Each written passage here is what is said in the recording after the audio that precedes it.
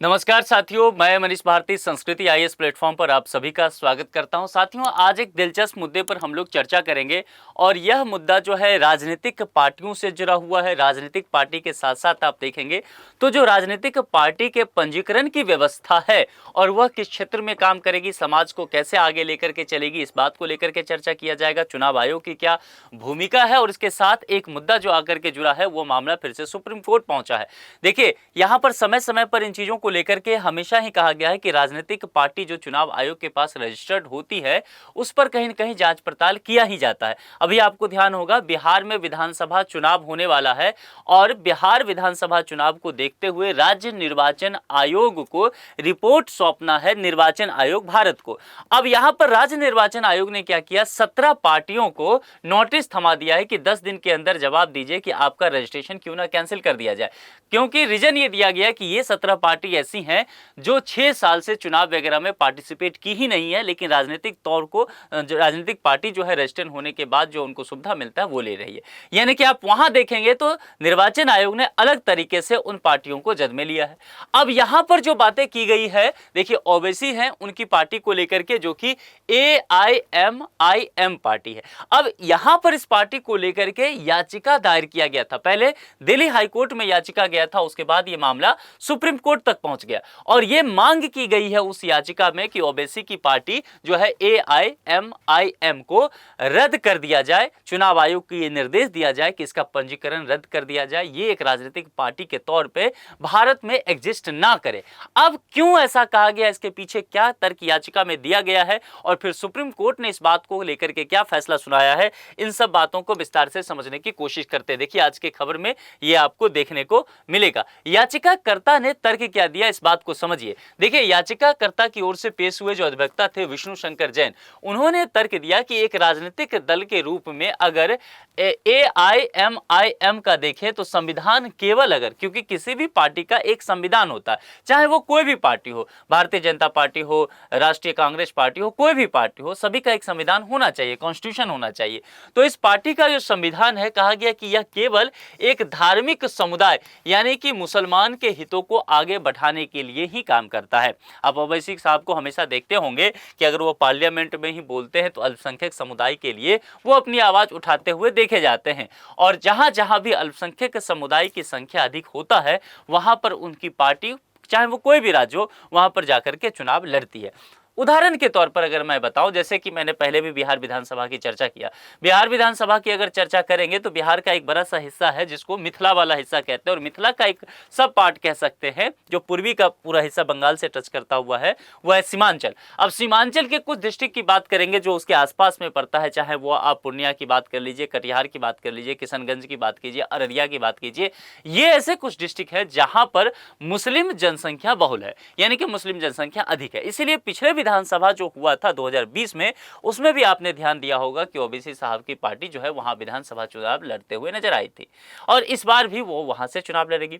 ऐसे ही तमाम ऐसे जगह जहां पर मुस्लिम बहुत सीट है वहां से ये पार्टी चुनाव लड़ती है और निश्चित तौर पर किसी पार्टी का ये संवैधानिक अधिकार है, लड़ सकती है। मैं बस ये उदाहरण इसलिए बता रहा हूं कि जो याचिकाकर्ता ने कहा, याचिकाकर्ता के वकील ने जो कोर्ट में बातें कही कि सिर्फ धर्म के आधार पर ही पार्टी आगे बढ़ रही है, इस पार्टी का जो बाकी उद्देश्य है समाज को बढ़ाने का वो नहीं है, एक खास धर्म को आगे बढ़ाने का है उद्देश्य और वह केवल मुस्लिम को लेकर के ये हमेशा बात करती रहती पार्टी, ये याचिका में कहा गया था। इसलिए मैंने आपको ये उदाहरण दिया।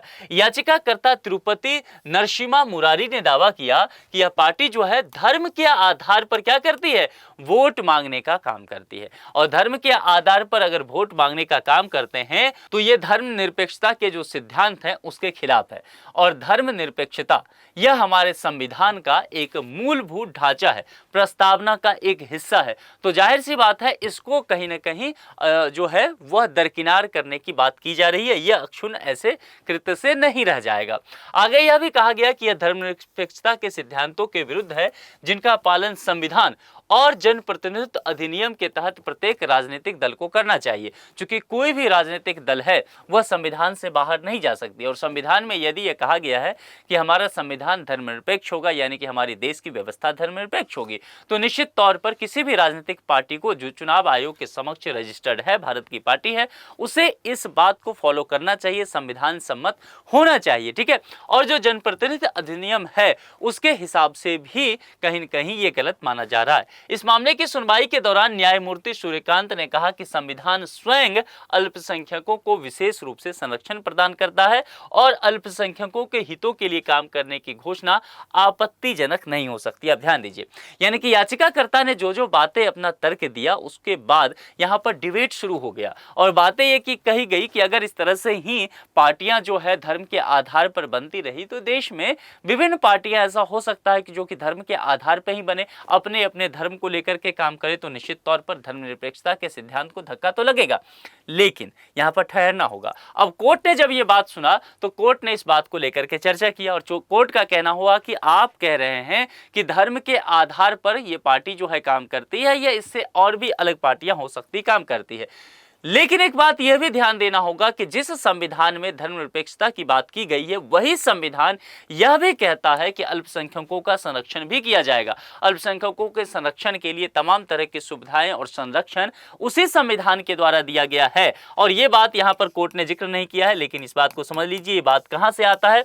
जब अल्पसंख्यकों के हित की बात किया जाएगा तो यहाँ पर संरक्षण की बात की जाएगी विशेष रूप से, तो यह फंडामेंटल राइट्स पर हम चलेंगे और फंडामेंटल राइट्स के भाग 3 पर चलेंगे, जिसमें आप देखेंगे कई अनुच्छेद समर्पित रूप से ये बताए गए हैं कि वह जो अल्पसंख्यक समुदाय है उसके फेथ को अक्षुण्ण रखा जाएगा, वो अपने विश्वास को बता सकते हैं, अपने धर्म का प्रचार प्रसार कर सकते हैं और जो है उसके लिए काम कर सकते हैं। ये संविधान ही वो अधिकार देता है। फंडामेंटल राइट्स से आप मुझे आर्टिकल लिख करके बताइए, ये आपके लिए असाइनमेंट रहा कि किस किस अनुच्छेद में ये बातें की गई है, ठीक है। चलिए, मामले की सुनवाई के दौरान कोर्ट ने और क्या कहा, देखिए सुप्रीम कोर्ट की पीठ ने कहा कि याचिकाकर्ता के वकील वर्तमान याचिका को वापस लेने की अनुमति चाहते हैं और उन्हें एक नई रिट याचिका दायर करने की स्वतंत्रता है। देखिए, रिट याचिका जो होता है ना, वो आप जानते हैं कि हम फंडामेंटल राइट्स में आर्टिकल 32 है, ठीक है। अब आर्टिकल 32 के अंतर्गत ये कहा गया है कि 5 तरह के रिट होते हैं जिसके माध्यम से सीधे जो है आप हाईकोर्ट या सुप्रीम कोर्ट तक पहुंच सकते हैं। तो यहाँ पर रिट याचिका दायर करने की स्वतंत्रता है, जिसमें वो विभिन्न आधारों पर राजनीतिक दलों के संबंध में सुधारों के बड़े मुद्दे उठाना चाहते हैं, अनुमति प्रदान की जाती है।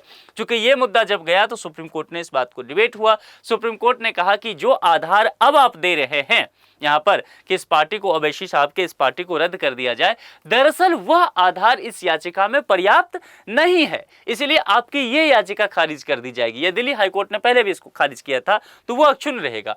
तो वह आधार तो नहीं है, तो फिर याचिकाकर्ता के वकील जो है वो कहे कि ठीक है, हम ये चाहते हैं कि हम इस याचिका को वापस ले लें, ठीक है। और इस याचिका को वापस लेने के बाद हम फिर से एक रिट दायर करना चाहते हैं और वो रिट दायर करके हम यह चाहते हैं कि कोई भी राजनीतिक दल जो किस आधार पे जो काम कर रही है और उसको कैसे सुधार करना चाहिए, इन सब तरह के बड़े मुद्दे जो हो सकते हैं उस रिट याचिका में हम वो सब बातें कहना चाहते हैं। सुप्रीम कोर्ट ने ये अनुमति प्रदान यहां पर याचिकाकर्ता को लेकर के कर दिया है, ठीक है। यानी कि एक बार फिर से समझ लीजिए कि याचिका रद्द हुआ है, लेकिन आगे चलकर इस पार्टी के लिए फिर से यहां पर बातें की जाएगी। सुप्रीम कोर्ट ने और क्या कहा, न्यायमूर्ति सूर्यकांत और न्यायमूर्ति जॉय माल्या बागची की पीठ ने इस मामले पर सुनवाई की। इस दौरान सुप्रीम कोर्ट ने दिल्ली हाईकोर्ट के फैसले पर हस्तक्षेप करने से इनकार कर दिया। क्योंकि मैंने आपको पहले ही कहा कि दिल्ली हाईकोर्ट के द्वारा भी यह फैसला पहले ही दिया जा चुका था इस याचिका पर और उस याचिका को खारिज कर दिया गया था।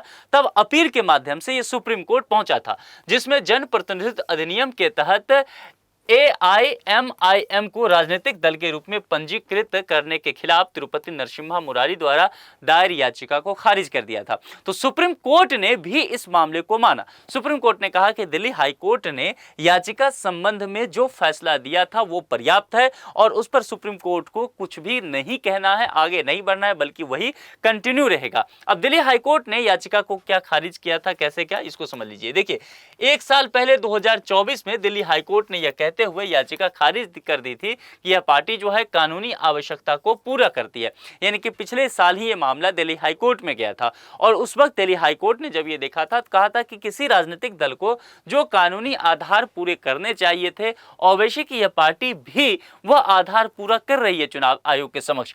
इसीलिए इस मामले को हम यहीं खारिज करते हैं। किसी राजनीतिक दल के संवैधानिक दस्तावेजों में यह घोषित किया जाना चाहिए कि वह संविधान के प्रति सच्ची आस्था और निष्ठा रखता है। क्योंकि देखिए, कोई भी राजनीतिक दल होगा उसको निश्चित तौर पर एक संविधान अपना बनाना पड़ेगा, जो मैंने पहले भी कहा, और संविधान बनाने के बाद उस संविधान में कुछ बातें अनिवार्य रूप से लिखी जानी चाहिए, जिसमें यह होगा कि वह राजनीतिक दल संवैधानिक दस्तावेजों में यह घोषित करता है कि वह संविधान के प्रति, यानी कि भारत का जो संविधान है, जो सर्वोच्च कानून है इस देश का, उसके प्रति अपनी सच्ची आस्था और निष्ठा रखता है। कहने का तात्पर्य है कि उसको वो फॉलो करता है।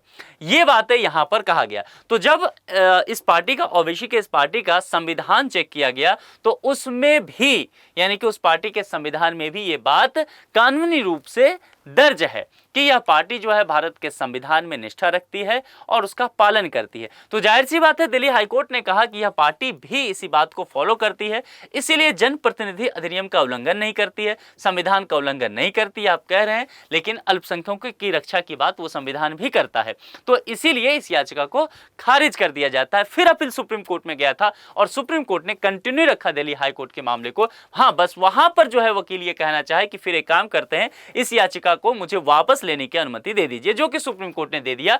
अब रिट फाइल होने वाला है वापस से, समझ लीजिए, और वापस से जो यहां पर ओवैसी साहब की पार्टी है, बाकी भी जो पार्टियां हैं, सभी में बड़े सुधार क्या हो सकते हैं उसको लेकर के अब सुप्रीम कोर्ट में रिट दायर किया जाएगा। तो मामला अभी टला है, लेकिन आगे चल करके फिर जो है इस पर सुनवाई रिट के माध्यम से हो सकता है। सुप्रीम कोर्ट ने मंगलवार को उस याचिका पर सुनवाई करने से इनकार भी कर दिया जिसमें असदुद्दीन ओवैसी के नेतृत्व वाली ऑल इंडिया मजलिस ए इत्तेहादुल मुसल्लिमीन को भारत के चुनाव आयोग द्वारा राजनीतिक दल के पंजीकरण को चुनौती दी गई थी। तो यहां पर सुप्रीम कोर्ट ने फिलहाल खारिज कर दिया है, लेकिन अब हम लोग को देखना होगा कि सुप्रीम कोर्ट ने खारिज तो कर दिया याचिका, लेकिन याचिका खारिज करते हुए याचिका को वापस लेने की अनुमति भी दे दी याचिकाकर्ता को, और यह भी कह दिया सुप्रीम कोर्ट ने ही कि चाहते हैं कि ये रिट दायर करे, उसकी भी अनुमति दी जाती है। और उस रिट दायर करने की जो बात है उसमें जो है याचिकाकर्ता के वकील ने सुप्रीम कोर्ट में ये कहा कि हम बड़े स्तर पर सुधार जो है पार्टियों में चाहते हैं। ये अब हम मुद्दा लेकर के सुप्रीम कोर्ट के समक्ष आएंगे। तो अब ये देखना होगा कि अब अगला मुद्दा क्या होता है, और वह ओवैसी साहब की पार्टी हो या बाकी भारत की जो तमाम पार्टियां हो, उन सब के लिए कितना चुनौती पेश करती है। वैसे आप लोग क्या सोचते हैं कि क्या किसी पार्टी को किसी एक ही संगठन, किसी एक ही विचार या किसी एक ही धर्म के लिए काम करना चाहिए, या तमाम जन के लिए काम करना चाहिए, जन कल्याण, भारत के विकास के लिए काम करना चाहिए? आप लोग इस विषय पर क्या सोचते हैं, अपने विचार कमेंट बॉक्स में लिख करके बता सकते हैं। आज के लिए इतना ही। अपना बेहद ख्याल रखें। बहुत बहुत शुक्रिया। Thank you so much.